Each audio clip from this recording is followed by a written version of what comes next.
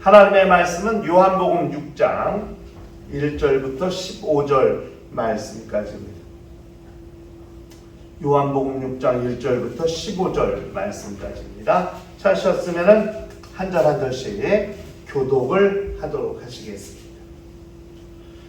그 후에 예수께서 디베리아의 갈릴리 바다 건너편으로 가시매 큰 무리가 따르니 이는 병자들에게 행하시는 표적을 보았습니다. 예수께서 산에 오르사 제자들과 함께 거기 앉으시니 마침 유대인의 명절인 유월절이 가까운지라. 예수께서 눈을 들어 큰 무리가 자기에게로 오는 것을 보시고 빌립에게 이르시되 우리가 어디서 떡을 사서 이 사람들을 먹이겠느냐 하시니 이렇게 하시면 친히 어떻게 하실지를 아시고 빌립을 시험하고자 하심이라. 빌립이 대답하되 각 사람으로 조금씩 받게 할지라도 200데나리온의 떡이 부족하리이다. 제자 중 하나고 시몬 베드로 형제 안드레가 예수께 여짜오되 여기 한 아이가 있어 보리떡 5개와 물고기 2마리를 가지고 있나이다. 그러나 이것이 이 많은 사람에게 얼마나 되겠사옵나이까? 예수께서 이르시되 이 사람들로 앉게 하라 하시니 그곳에 잔디가 많은지라. 사람들이 앉으니 수가 5,000명쯤 되더라. 예수께서 떡을 가져 축사하신 후에 앉아 있는 자들에게 나눠주시고 물고기도 그렇게 그들의 원대로 주시니라. 그들이 배부른 후에 예수께서 제자들에게 이르시되 남은 조각을 거두고 버리는 것이 없게 하라 하시고 이에 거두니 보리떡 5개로 먹고 남은 조각이 12바구니에 찼더라. 그 사람들이 예수께서 행하신 이 표적을 보고 말하되 이는 참으로 세상에 오실 그 선지자라 하더라. 다같이 그러므로 예수께서 그들이 와서 자기를 억지로 붙들어 임금으로 삼으려는 줄 아시고 다시 혼자 산으로 떠나 가시니라. 아멘. 우리 신앙생활은 하나님의 공급하심을 체험하면서 사는 삶을 말하는 것입니다. 공급이라고 하는 말은 사전적으로 보면 어떤 필요를 채워주는 것, 이게 공급입니다. 경제 용어에도 수요와 공급이라는 말을 쓰죠. 경제 용어에. 그래서 수요와 공급이 맞아야 물가가 안정이 되는 거죠. 공급은 적은데 수요가 많으면 물가가 오르게 되어 있습니다. 또 수요는 적은데 공급이 많으면 물가가 떨어지게 되어 있죠. 그러니까 물건값이 오르는 이유는 이 물건을 필요로 하는 사람이 적정 인원보다 많기 때문에 물가가 오르는 거죠. 또 수요보다 공급이 많으면 물건값이 떨어져. 왜? 흔하니까 물건이. 그러니까 당연히 물건값이 떨어지게 돼 있는 거죠. 요즘 우리나라의 경제 상황을 놓고 여러 주장들이 나오는 상황에 있습니다. 주가가 오르고 있죠. 물가는 오르고 또 경제가 대단히 어려운데 주가가 오르는 현상. 이게 무슨 이유냐? 이런 경제학자들이나 관심 있는 사람들이 그 원인과 이유를 찾기도 하고 또 나름대로 합당한 또 증거들을, 그런 이론들을, 그런 주장들을 펼치는 것을 보게 됩니다. 수요와 공급의 아주 원활한 조화를 잘 추구해야 경제가 불안하지 아니하고 또 안정이 되는 거죠. 이것처럼 공급이 아주 중요하죠. 우리나라 국민이 5천만 명이 넘는데 이 5천만 명이 먹어야 될, 사용해야 될 물건을 얼마나 공급하느냐가 중요한 문제 아니겠습니까? 이렇게 공급이 매우 필요합니다. 중요합니다. 어느 해 보니까 고등어 값이 엄청 싸요. 왜냐면 고등어가 너무 많이 잡혀가지고 고등어 값이 엄청 떨어질 때 어느 해는 배추가 너무 잘 돼서 김장 배추가 엄청 쌀 때도 있고, 또 올해 같은 때는 10월달, 9월, 10월에 비가 많이 와가지고 아주 이 작물, 과일이나 배추나 이런 것들이 그렇게 썩 잘 되진 않은 것 같아요. 그래서 이런 것들을 보면서 어떻게 공급을 안정적으로 맞출 것이냐 하는 것이 이게 경제를 담당하는 자들의 고민 아니겠습니까? 옛날에 무슨 과학적으로 그런 것들을 파악하기 전에 그 조선시대나 옛날 임금들이 국가를 어떻게 치르했는가? 겨울이 따뜻하면 그 다음에는 병충해가 많아서 흉년이 될 가능성이 많다는 거예요. 병충해 때문에. 겨울이 날씨가 추워야 해충들이 다 죽는데 겨울이 뜨뜻하니까 해충들이 안 죽으니까 그 다음에는 농사질 때 해충이 성에서 흉년이 들 걸 대비해서 정책을 만들고, 또 한겨울이 추우면 그 다음에 농사가 잘 될 걸 감안해서 또 정책을 준비하고, 이렇게 옛날에도 기후를 통해서 국가가 어떻게 운영해야 될 것인가를 판단하고 결정하는 지혜들이 나름대로 다 있었다는 겁니다. 어떻게 수요와 공급을 맞출 것이냐.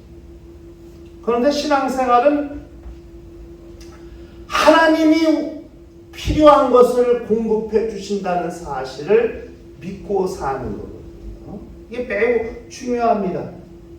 신앙인이 비신앙인과 다른 이유는 바로 우리의 필요를 채우시는 분이 계시다는 것 때문에 비신앙인과 신앙인의 엄청난 차이가 있는 거거든요. 우리가 하나님 앞에 기도하는 것, 그 기도는 하나님의 공급을 인정하는 영적 요소이거든요. 우리 기도가 우리 영혼의 호흡, 우리 영혼이 쉼을 쉬고 영혼이 살게 하는 영적 호흡인 것도 맞지만은 우리의 기도를 통해서 우리의 필요한 것, 우리의 부족한 것들을 공급하시는 이에게 우리의 기도를 통해서 하나님이 공급하시게 하고 하나님이 채우시게 하는 역사를 이루게 한다 하는 거거든요. 가장 아주 쉬운 보편적인 예를 들면 우리가 밥 먹을 때마다 식사 기도를 합니다. 그 기도할 때 내용이 뭡니까? 하나님, 오늘도 우리에게 일용할 양식을 주시니 감사합니다. 이 음식 먹고 우리 모두 건강하게 해주세요. 이게 식사 기도입니다.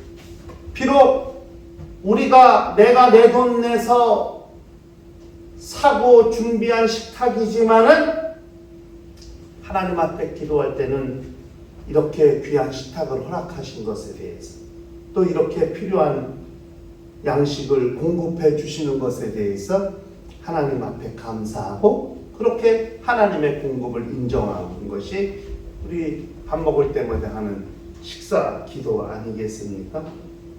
매우 중요한 내용입니다.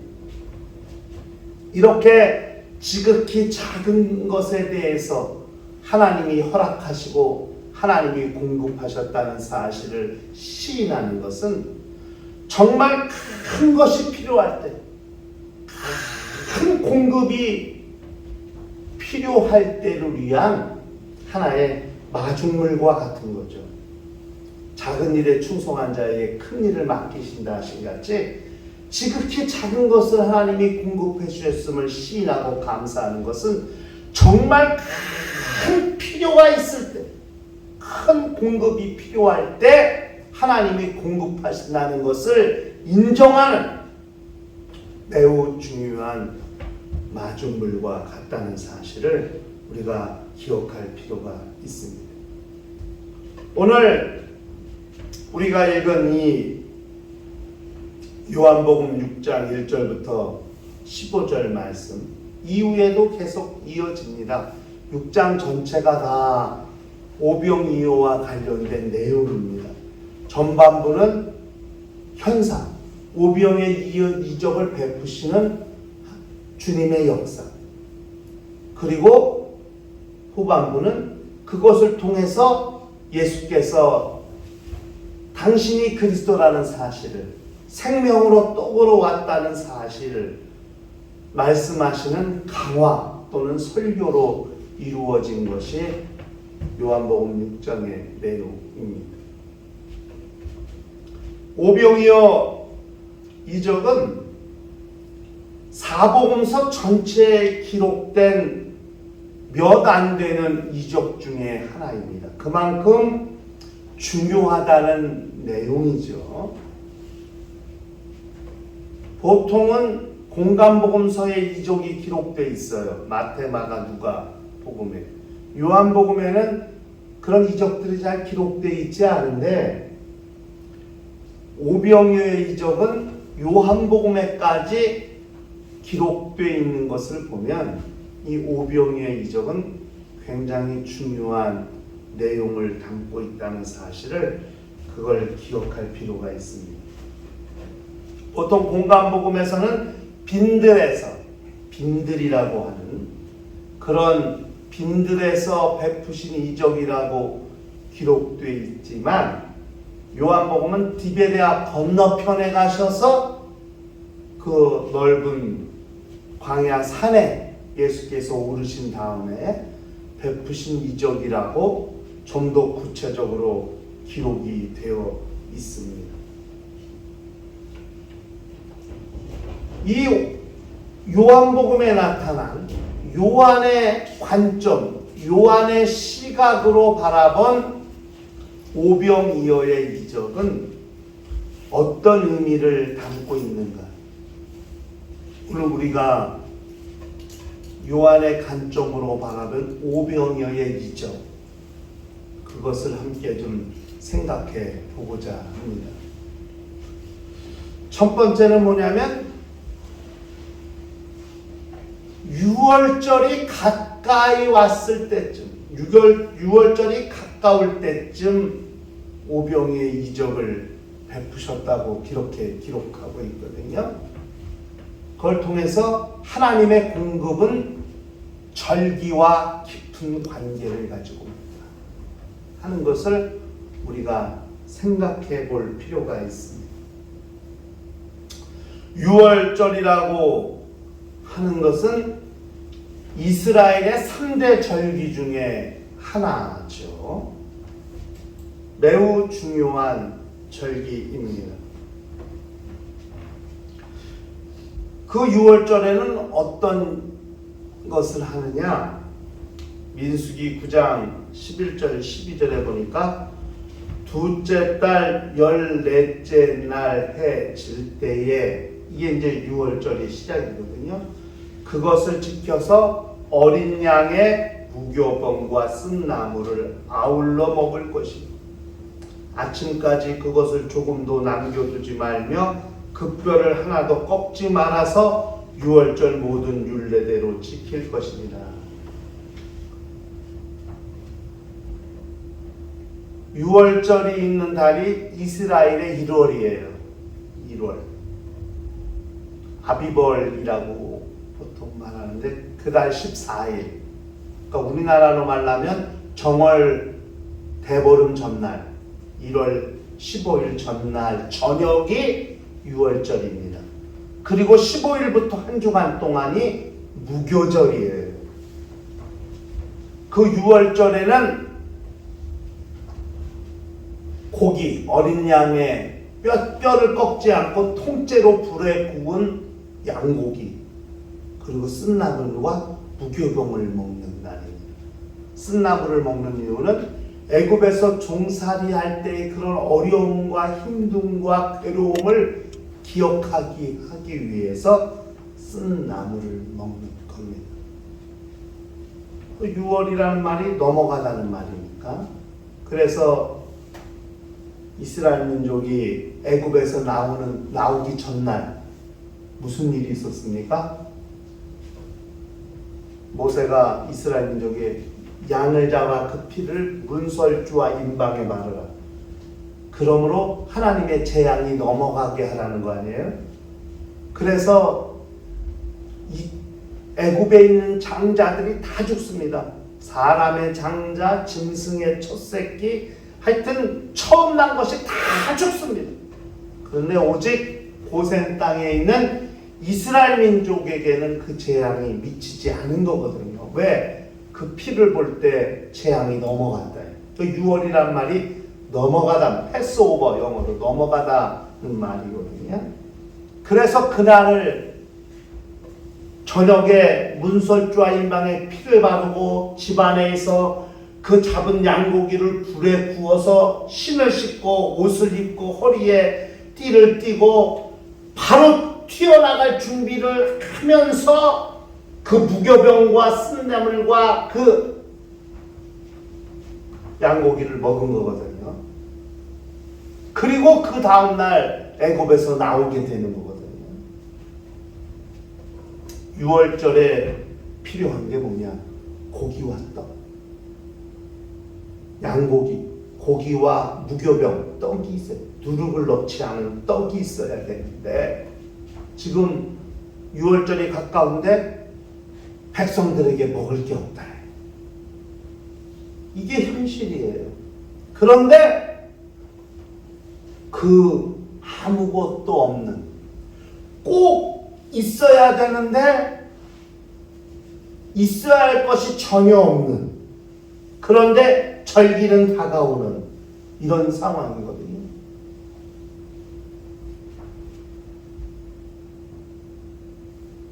얼마나 떡이 있어야 되느냐? 예수께서 비유할 때 물어보니까 한 사람에게 조금씩만 줘도 200데나리오의 떡으로 부족하다. 그러니까 지금 보통 장정만 5,000병이라고 했어요. 여자와 어린아이까지 하면은 10,000명 이상 되겠죠. 그 사람들에게 떡을 나눠주려면 200데나리온이라는 돈을 가지고도 부족해. 한 데나리온이 노동자 하루 품삯이에요. 요즘 저 노동자 하루 품삯이 얼마예요? 보통 10만 원, 20만 원 이렇게 하잖아요.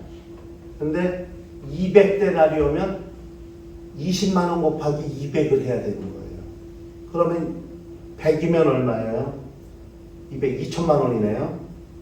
200이면은 200달러면 4천만 원. 오늘날로 말하면 1인 하루 품삯을 20만 원으로 계산했을 때 4천만 원어치 떡을 가지고도 그 사람들에게 먹일 수가, 풍족하게 먹일 수가 없는 이런 상황인데 돈은 있냐? 돈도 없어. 떡은 있냐? 떡은 더더욱 없어. 그런데 절기가 다가왔다.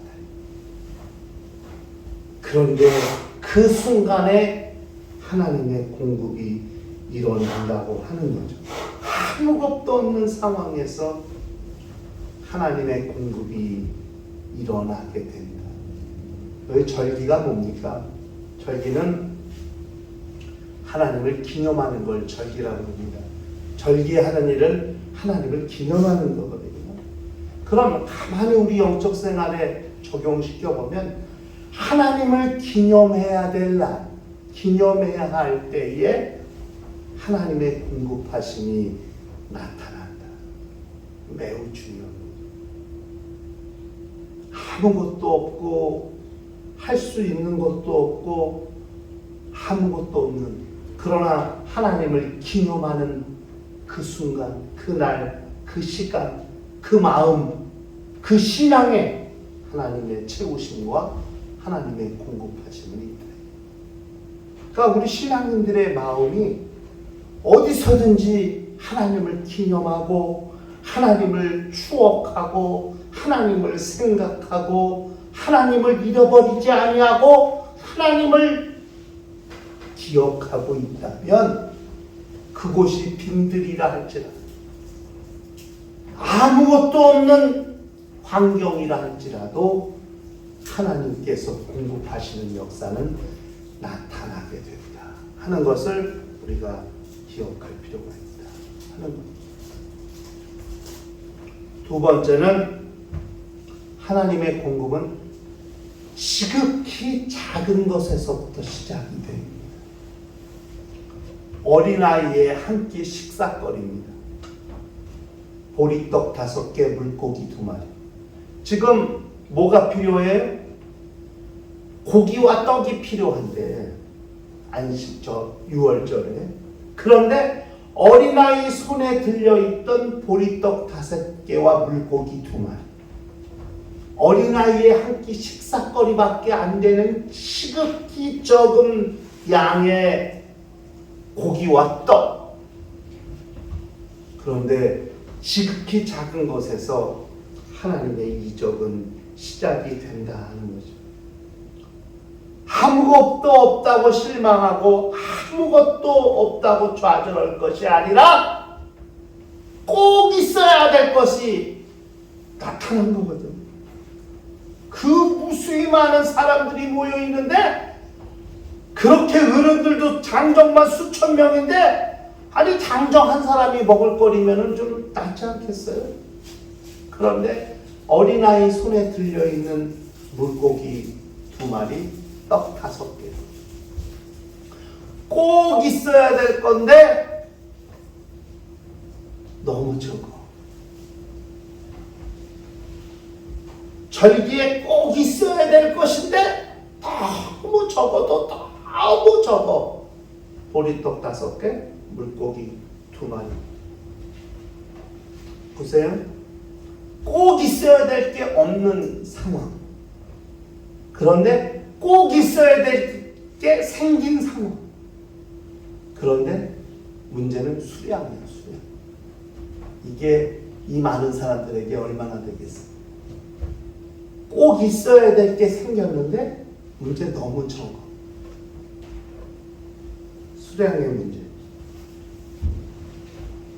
그런데 하나님의 공급은 꼭 있어야 할 것을 있게 하시는 것뿐만 아니라 그 지극히 작은 것이 이 무수히 많은 사람들이 원하는 대로 그들의 원대로 주시는 이적으로 나타나게 된다는 거거든요.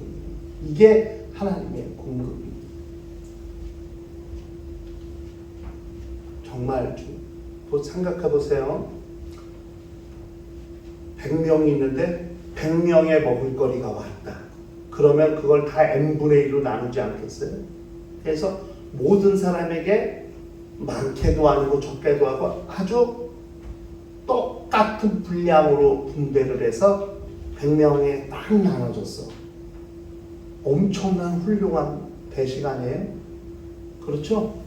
네? 모자라지도 않고 남지도 않고 그 100명이 먹을 수 있는 분량을 n분의 1로 100분의 1로 나눠가지고 예를 들면 떡을 5개씩 나눠주면 100명이 먹는다 그러면 딱 5개씩 나눠주니까 떡덩이가 딱 없어. 딱 끝났어. 완벽한 배식이고 배분이죠. 한 사람에게 6개 가고 어떤 사람에게 4개 간 게 아니라 5개씩 딱 돌아갔으면 엄청난 아주 확실하고도 칼 같은 배식이란 말이에요. 너무 훌륭한 거죠. 그런데 문제는 뭐냐면 그 사람들 중에 어떤 사람은 더 먹고 싶은 사람이 있겠지. 그런데 더 먹고 싶은 사람에게 더 줄 수 있는 게 없어. 그런데 예수님의 역사한 이적은 그게 아니에요. 떡 5개, 물고기 2마리인데 5,000명이 먹기엔 턱없이 부족해. 아니 어린아이 한 사람 먹기면 끝나. 그럼 나머지 4,999명은 아무것도 먹을 게 없는 상황이야.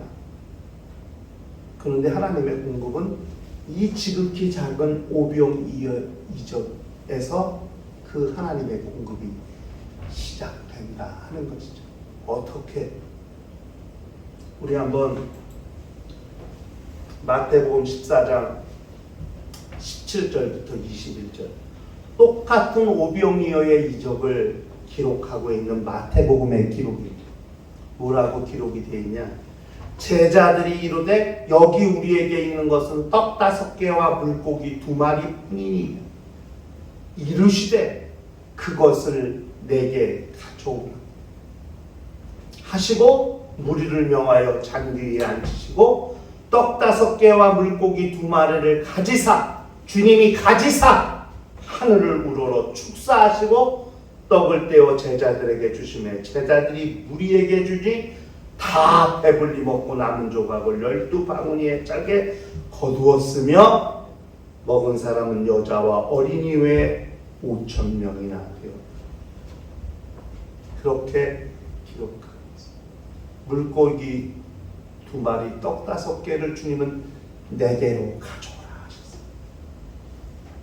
주님께로 가져가는 순간, 주님 손에 올려놓는 순간, 그것은 주님 손에 있는 건 물고기 5개, 물고기 2마리, 떡 5개이지만은 거기서부터 하나님의 공급이 본격적으로 시작이 되었다는 사실을 우리가 기억할 필요가 있습니다.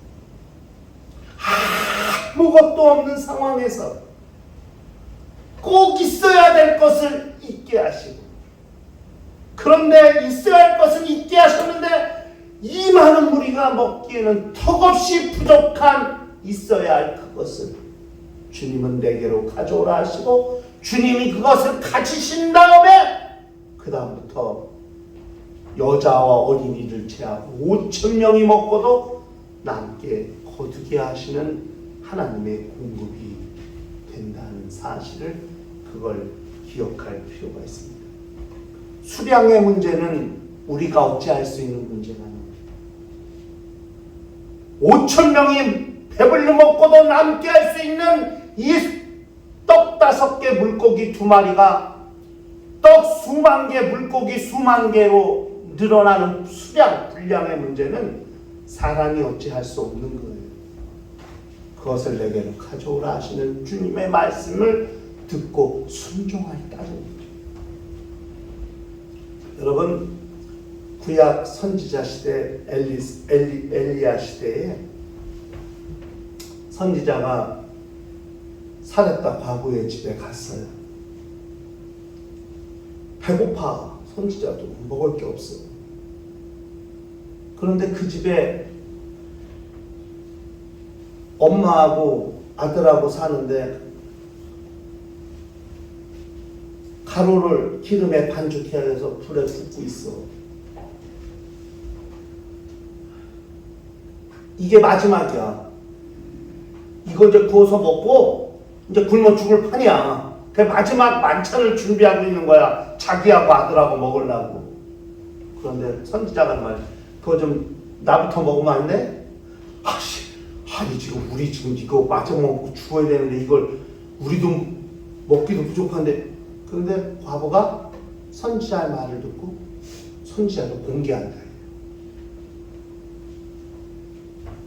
그런데 중요한 건 그 가뭄이 그칠 때까지 그 집의 양식이 끝나지 않았다. 단 이거 그냥 먹고 죽어야 되는데 선지자가 그 가정을 축복하니까 그 독에 그 쌀가루 독에 다음날 아침에 일어나서 또 긁으면 또 그만큼 나와. 또 저녁에 가서 또 쌀가루를 또 파면 또 그만큼 나와. 마지막 구워 먹은 떡을 만들 만큼 분량이 아침에 일어나서 보면 또 그만큼 나와. 보면 또 없어. 근데 또 그 다음날 아침에 가서 보면 또 그만큼 나와. 가뭄이 그칠 때까지 그 집에 가루가 마르지 않고 기름이 마르지 않았다. 이 하나님의 공급이거든요. 끝날 때까지 끝난 게 아니야.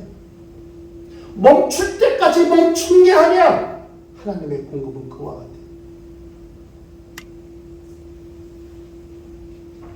꼭 있어야 할 것을 있게 하시고 그 다음에 그 있어야 할 그 지극히 작은 그 물고기 2마리 떡 5개로 지금 5,000명이나 더 되는 사람들에게 배불리 먹고 12주가 12광주리를 거두게 할 만큼 주님 손에는 여전히 보리떡 5개 물고기 2마리인데 여전히 주님 손에서 계속 보리떡 5개 물고기 2마리가 이 사람에게 배부르게 저 사람에게 배부르게 이 사람에게 계속 주님 손엔 여전히 물고기 2마리 떡 5개인데 받아먹는 사람들은 배가 불러서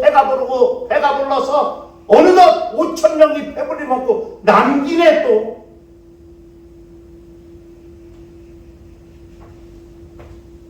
남은 것이 없게 하라. 버려지는 것이 없게 하라. 그 제자들이 거뒀더니 떡 5개로 5,000명이 맞고 12광주를 거뒀대. 주님 손에 여전히 떡 5개 물고기 2마리밖에 없는 하나님의 공급은 수량의 제한이 없어요. 분량의 제한이 없습니다. 많고 적음이 중요하지 않아. 중요한 것은 믿느냐 믿지 않느냐의 문제지. 매우 중요한 거죠. 그리고 마지막 3번째, 하나님의 공급은 물고기 2마리 떡 5개에서 시작되지만 물고기 2마리 떡 5개가 5,000명이나 배부르게 먹고 그들이 원하는 대로 주시리라고 말씀하셨는데 그렇게 원하는 대로 먹게 하고 12광주리에 거둘 수 있었던 마지막은 주님 손이 올려진 그 오병이어를 주님이 하늘로 축사하셨다. 축사하시. 이 축사라는 말이 기도하셨다는 말입니다. 그 기도는 유가리스티오라는 말인데 이게 은혜라는 말에서 왔습니다. 감사와 은혜. 여러분, 하나님의 공급은 감사하는 현장에서 이루어지게 되는 겁니다. 하나님의 은혜를 사모하는 현장에서 하나님의 공급은 나타나게 되는 겁니다. 그렇게 주님이 베데스다 목가에 38년 된 병자를 고치셨다는 소문이 퍼지자마자 사람들이 구름대같이 몰려들었어요. 다 한결같이 요한복음은 다 주님을 사모하고 주님을 바라는 신앙이었어요. 어느 누구도 주님의 말씀에 의심하거나 주님의 행하시는 이적에 의심을 품는 사람이 없었습니다. 주님 손에 올려진 오병이어를 보고 어느 누구도 의심하거나 저게 무슨 아이고야 이거 이 많은 사람이 저걸 어떻게 먹냐 이렇게 말하는 사람이 한 명도 없었다는 겁니다. 요한복음에서 말하는 것은 주님이 축사하시고 떼어주기 시작합니다. 한 사람이 끝났어요. 10번째 썼은 사람은 내 차례까지 올 수 있을까? 이렇게 의심하는 사람이 없습니다. 주님이 하늘으로 축사하시고 기도하실 때 모든 회중이 아멘으로 화답했다는 이야기고 주님이 하나님께 기도하신 기도의 내용에 모든 사람들이 동참하고 믿고 확신했다는 것을 말해주는 거거든요. 그리고 감사한 마음으로 하나님의 은혜를 사모하는 마음으로 자기 차례가 오기를 기다립니다. 아까 100명분 떡을 나눠줄 때는 한 사람이 5개씩 딱딱 배분해서 나눠줬지만 주님은 더 먹을래? 네, 더 주세요. 그래. 더 먹을? 예, 더 주세요. 저 고기도 더 먹고 싶어. 그래. 계속 떼주신다. 계속 나눠주신다. 원하는 대로 주신다. 5개씩 받고 속으로 이거 가지고 배고픈데 더 먹고 싶은데 이런 마음 한 명도 없다. 원하는 대로 주십니다. 하나님의 공급의 원칙 원하는 대로 주십니다. 그런데 주님 손에는 여전히 뭐예요? 오병이어만 있어요. 그럼 그들이 먹은 게 무슨 환상을 먹습니까? 꿈을 꾼 겁니까? 아니요. 남은 거 12광주를 거뒀거든요. 그들이 마침내 먹기를 딱 마칠 때 주님 손에 오병이 어전 딱 거기서 끝나는 거예요. 다시 주님이 나눠주시지 않는다. 가뭄이 딱 끝나니까 과부의 집 기름통과 쌀통에 쌀과 기름이 딱 떨어집니다. 엘리사 시대에 선지자 생도의 집에 빚쟁이가 왔어요. 빚독촉을 들어왔어요. 줄 수 있는 게 하나도 없어요. 이제는 아들을 팔아야 될 판이에요. 근데 엘리사가 갔어요. 네 집에 뭐 있냐? 우리 집에 기름 한 병밖에 없어요. 그래? 가져와라. 자, 네 집에 있는 그릇 다 가져와. 다 가져와. 이게 다냐? 그 이웃집에 가서 빌려와라. 다 빌려왔어. 기름 한 병을 선지자가 따르시라니까 이 한 통에 차, 저 한 통. 그냥 손에 드는 거 기름 한 병이에요. 따르니까 계속 차. 대야에도 차고 항아리에도 차고 계속 차. 그런데 이 집에서 빌려온 모든 기름에 그릇에 기름이 다 차니까 기름이 거기서 딱 끝입니다. 더 이상 안 나온다. 하나님의 공급은 받아야 될 사람들의 신념이, 받아야 할 사람들의 환경이 차면 그거 다 끝나는 거예요. 더 이상 이적은 계속되지 않습니다. 우리나라 무슨 저기 뭐 모아보니까 그 소금, 맷돌에서 소금 그 있죠? 멈추지 않아가지고 결국 감당하면서 배가 바다에 빠져서 계속 맷돌이 도는 바람에 바닷물이 이렇게 짜다는 거 아니에요. 세상 우화는 멈추지 않아 계속돼. 근데 하나님의 역사는 필요가 딱 차면 딱 끝입니다. 하나님의 공급은 하나님을 기념하는 절기와 관련이 있어요. 과연 우리 심령이 그렇게 하나님을 기념하기 사모할까? 그리고 없는 것에서 다 필요한 것을 지극히 작은 오병이의 이적에서, 오병이에서 하나님의 이적을 시작됩니다. 그리고 하늘으로 축사하시는 순간, 주님이 손을 기도하시는 그 순간, 그 지극히 적은 오병이의 이적이 하나님의 공급하신, 하나님이 백성들의 필요를 채우시는 하나님의 공급으로 이어지게 된다는 것이죠. 원하는 대로, 성경에 무엇이든지 원하는 대로 구하라. 그래야니 이렇게 말씀하셨어요. 원하는 대로, 필요한 만큼. 그런데 6월절에도 그래요. 배불리 먹어라. 그러나 그것을 남기지 마라. 남겼으면 다 불에 소화하라. 끝이 없애라는 거거든요. 하나님의 공급의 원칙은 그거예요. 버리지 마라. 남기지 마라. 거두라. 남는 것이 없게 하라. 버려지는 것이 없게 하라. 이 하나님의 공급이에요. 그래서 신앙인들은 절약하는 것도 매우 필요해요. 아껴 쓰는 것도 매우 필요해요.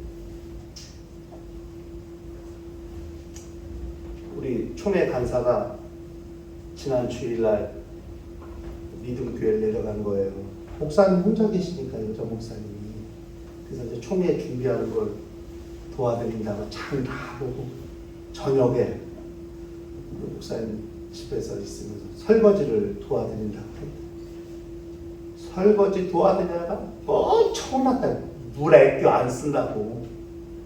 설거지할 때 물을 아마 물 아껴 쓰라고 몇 번 혼났다고 그러더라고요. 이야, 이분이 돈이 없는 분이 아니거든요. 교회가 자기 건물이에요. 자기 땅에 진 거예요. 자기가 헌신하고. 오피스텔이 2채가 있어. 논이 수천 평이 있어. 돈이 없는 분이 아닌데 그렇게 절약하는. 저는 그 이야기를 들으면서 야, 정말 성경이 뭘 말하고 있는가를 우리는 잘 그렇게 하나님이 공급하셨다고 흥청망청 해프게 낭비하며 쓸 게 아니라 하나님은 원하는 대로 먹게 해주겠다. 그러나 버리지 마라. 남기지는 마라. 이게 하나님의 방법이라는 것을 우리가 기억할 필요가 있습니다. 필요를 채우시는 하나님, 원하는 대로 주시는 하나님, 그러나 낭비하거나 허비하는 것을 원치 아니하시는 하나님의 역사, 하나님의 공급을 잘 이해한다면 필요하면 하나님께 구하세요. 그러나 하나님이 주셨다고 흥청망청하지 마세요. 아끼시고 전락하세요. 그것이 하나님의 방법이라는 사실을 기억하면서 일평생 원하는 대로 그들의 원대로 주십니다. 작은 오비영녀의 이적에서 5,000명이 배불리 먹고 12광주리를 남기게 하시는 주님의 이적을 기억하면서 일평생 하나님의 공급을 체험하며 사는 거룩한 심령과 가정과 교회가 되시기를 주의 이름으로 축원합니다.